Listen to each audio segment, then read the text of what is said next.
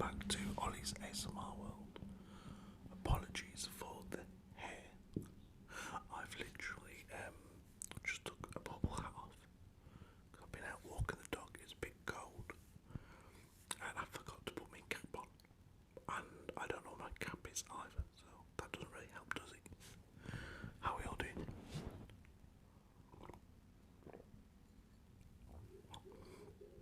It is Tuesday, early on in January, the first week of January.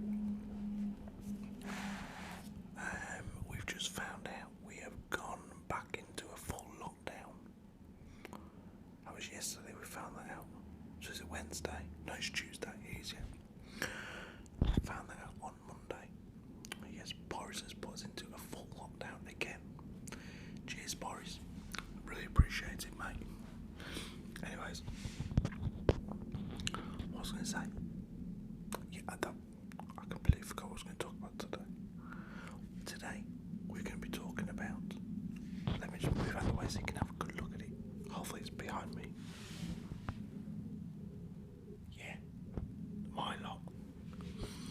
We're going to talk about Manchester United and my thoughts on are they title challengers for the Premier League this season?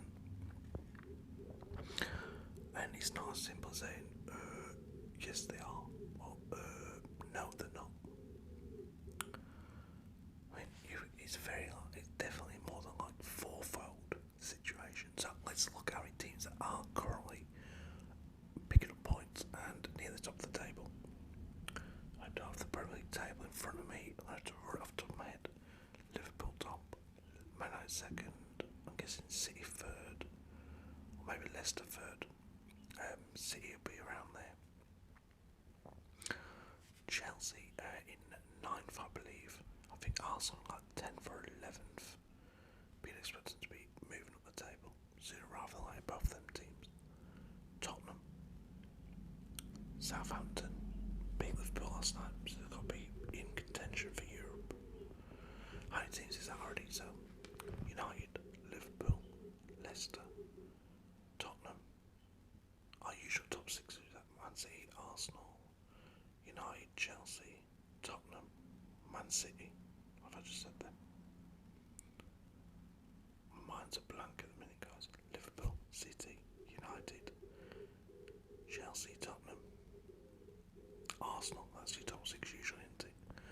Then you throw in Leicester, Southampton, Everton. So that gives you a top 9. And I reckon you could even squeeze in if Wolves pick up some more points and start learning how to score goals without Jimenez. I know they got 3 on the weekend, but they also conceded 3. Talk of them bringing in Diego Costa on a free transfer. I'm not about Wolves for the Premier League before you jump down front, or Southampton, or Everton, or Leicester. But these teams will keep picking up points from other teams in that top 10. I mean, Southampton beat Liverpool last night without their goalkeeper. McGregor was out with COVID, I think, or an injury, one or the other. Bednarek was out as well. Southampton don't spend a lot of money, and yet they're still beating Liverpool out. Leicester beat Tottenham away at Tottenham's ground. They won again on the weekend, didn't they? At Newcastle, beat Newcastle away 2-1. Tough place to go. Leicester won there 2-1. Everton. What did Everton do on the weekend? I haven't got the results in front of me, guys. I apologise. My mind is a blank about what happened with Everton in their game. I'm just trying to picture it in my head. I'm not sure, but I know they're in talks with maybe Sami Khedira. Guys, let me know what Leicester or Everton did on the weekend, because I really can't remember who they played. Let's try and remember the games. I mean, this is literally off the top of my head. So we had United playing Villa. United won that game. Liverpool, Southampton. Liverpool lost that game. Man City beat Chelsea to continue their good run. Arsenal beat West Brom. I saw some of that match. That was on Saturday evening, wasn't it? It was Everton West Ham, was it? was Everton West Ham. It was a West Ham one, didn't they? Yes, they did. So yeah, teams are all over the shop at the minute. Teams that have started well are losing. Teams that have started poorly are winning. And United have to be in that category. They started very, very poorly. Couldn't get a win at home. And now they have got a couple of wins. And their away form is really good. They have a Carabao Cup game against City on tomorrow evening, semi-final at Old Trafford. United have an extra day's rest. Played Villa at lunchtime, didn't they? On Saturday, whereas, or was it the evening? I forget. No, it must have been lunchtime. And City played in the afternoon against Chelsea on the Sunday. So United 24 hours more rest. Hopefully they can, if Ollie can get them to a final against either a Brentford or Spurs, who play tonight in the other semi-final, that'd be massive for Solskjaer. And I'm somebody who wanted him out just a few weeks ago. About a month ago, I was ready for him to go. And I still don't believe he is good enough. Let's be honest, we are in the position we are right now in the league because City started so bad. You know, in City conceded 5, didn't they, against, who was against now? Oh, bloody hell. They lost they conceded 5 goals in the league in one game, didn't they? Against somebody. I couldn't tell you who the hell it was, my mind's gone completely blank. It wasn't one of the top teams, was it? From what I remember. No, I can't remember who it was. It wasn't Southampton, was it? I'm pretty sure it wasn't. But Man City started the season badly. And United equally were quite bad. Arsenal were awful. Chelsea started well and have drifted away. I think there's one win in 6 games. Liverpool have dropped points on more than a few occasions. A goalless draw at home to West Brom, a 1-0 loss away at Southampton. That is 2 games where West Brom at home, Southampton away, you'd have put your house on Liverpool scoring at least 5 goals between the 2 games. You know, maybe 3 at home to West Brom, 2 away at Southampton. Yet they didn't score 1.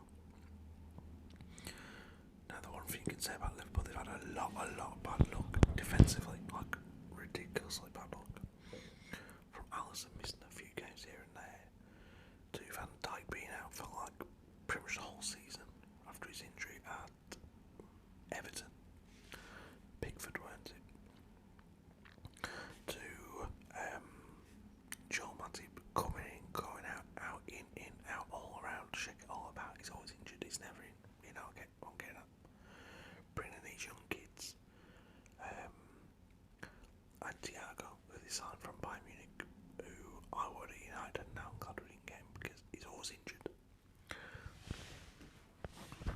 But one thing Liverpool can't complain about is, apart from Jota, which okay is a big loss for them, they didn't have any of their forwards injured early on.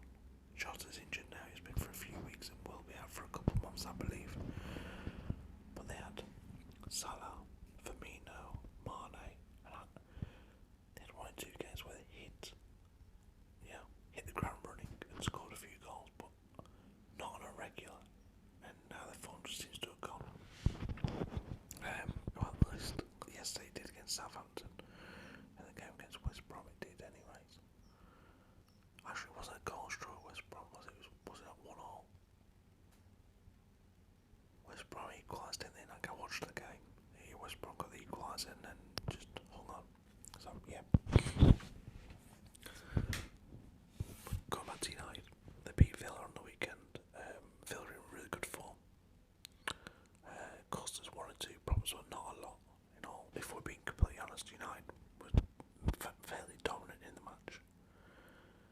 Having no Cavani for 3 games is a big loss, but that's one of the games already done. The Villa game was the first Premier League game without Cavani. I think he's been exceptional since he came in, and it's such a shame. I said this when Ibrahimovic came to United, and I'm not just not about because they're United. just think it's such a shame that these great players wasted so long of their careers in France at PSG. Because you look at Ibrahimovic now, he's in Italy at 37 and he's got like 30 odd goals, I believe, this season, or something silly like that. Like a stupid, maybe not this season, but since he's gone there, he's got a lot of goals in the games he's put in, the amount of games he's played. And I thought when he came to, like, if we'd had Ibrahimovic, 3-4 years earlier, what would we have seen from that man? And I'm thinking the same now. Cavani, he's like 35 and playing better than most 25-year-olds in the Premier League as a forward striker. He's absolutely immense. Rashford popped off a few goals here and there. Martial, it's very frustrating. Martial is, but he's looking okay. Yeah, got a goal against Villa, didn't he? Then you got Bruno, middle of the park, dictating everything that happens. Good, anyway. Then you have Matic, who last season was like in there as a mainstay, and I thought, oh, here we go, this is a bit of a problem. You cannot have a 30-odd-year-old Nemanja Matic, and you're basing your whole team around him. This season, he's mainly on the bench. We're getting Fred's a regular. Is he worth 60-odd million, or have we paid for him? No. If you told me we paid 25 to 30 million, would I be happy with his performances? Yeah, I would be. McTominay is doing alright, I like McTominay, I do. I think Alex Telles is all really good. Okay, he's not the best left back in the league, but he's a very useful addition to our team. David Hayes still up and down with his form, make some fantastic saves against Villa, but still has it in him to throw one in. Luke Shaw playing better this season anyway for certain. Maguire and Lindelof, I'm still not convinced by them. I mean, if you talk about Premier League winning team, I ain't convinced about Maguire and Lindelof, I've got to be honest. Wan-Bissaka, I keep hearing he needs competition for his plays, and that is probably true. All players should have somebody pushing them to perform the best they can. Maybe Wan-Bissaka's took his eye off the ball a little bit at times. Pogba.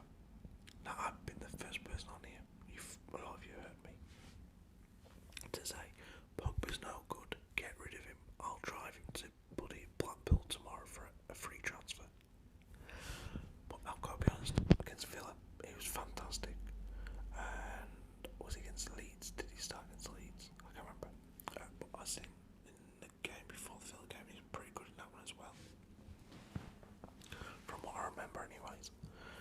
So, is he just putting in the performances to get that move at the end of the season? More than likely. Do I expect Paul Pogba to stick around after this season? No. Will I be good to see him go? No. Donny van de Beek, it'd be good to see him get some more game time. I think, you don't captain Ajax for so long without being a decent player. So I'd like to see him get more game time for United. But going back to what I said, do United have it in them to push for the title this season? I don't see why not. If other teams keep... Sorry guys. I don't see any reason why they can't if other teams keep dropping points. It'll definitely come down to the games against them teams. So, we've already played Arsenal this season and we lost. So, and that was at Old Trafford, from what I remember. But we beat Chelsea, didn't win the league. We lost to Tottenham, so that didn't help. That's all. Got battered by Tottenham. Can they go and beat Man City? United, did they beat Man City already? I'm sure we've played City in the league and beat them. I could be wrong. I apologise if I am. We'd need to win the 2 games against City. We'd have to beat Liverpool. We've already lost them, haven't we, in the league? No, we haven't played Liverpool at all in this season in the league, have we?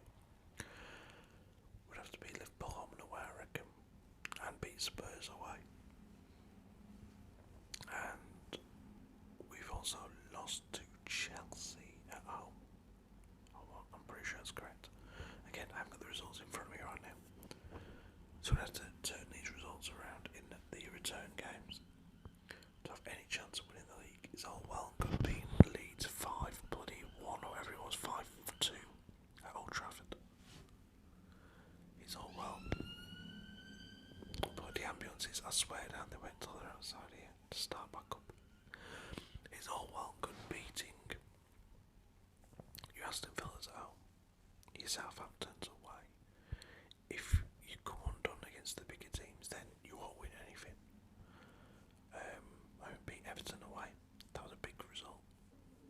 But then we're going to go draw at Leicester, which was a team we are, in my opinion, challenging for Europe with. I think that is our target, is Europe.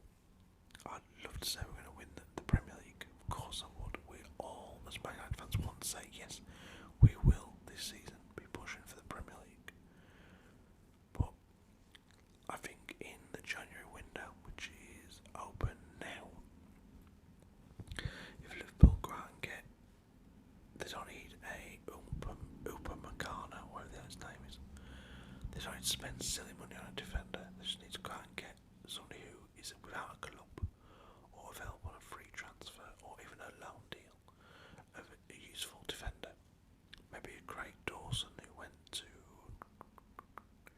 did he go to West Ham? I don't think he's playing from what I remember. Signed from Watford, wasn't he? With it.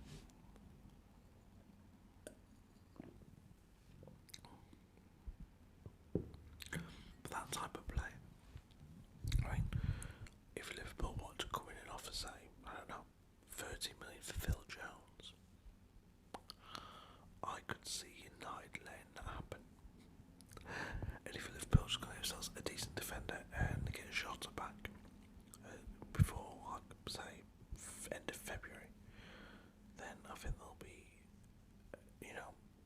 definitely a danger for us once again. Chelsea, you don't go and buy all them great players and become a bad team.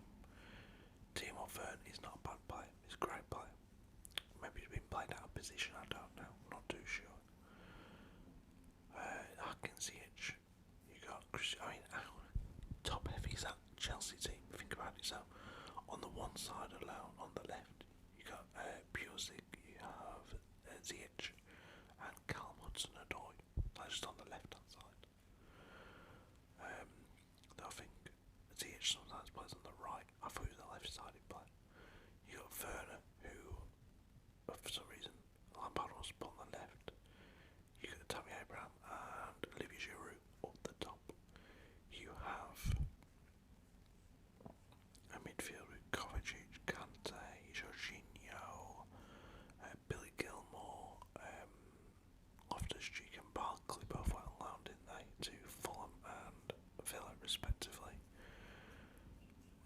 Who else is in that midfield at Chelsea? Sure, they've got more than what I just said.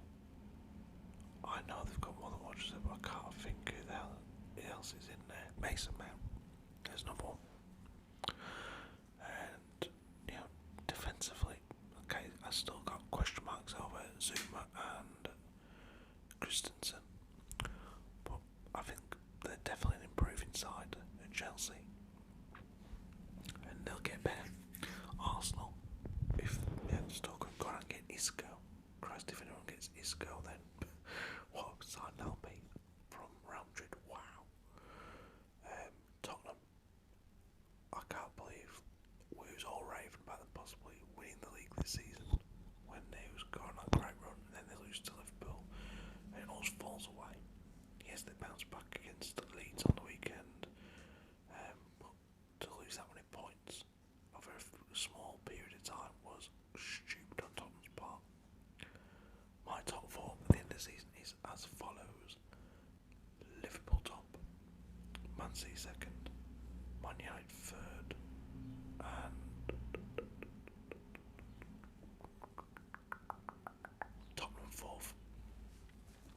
That's my top four for endorses that keeping Ollie in charge for another season is the right decision, especially as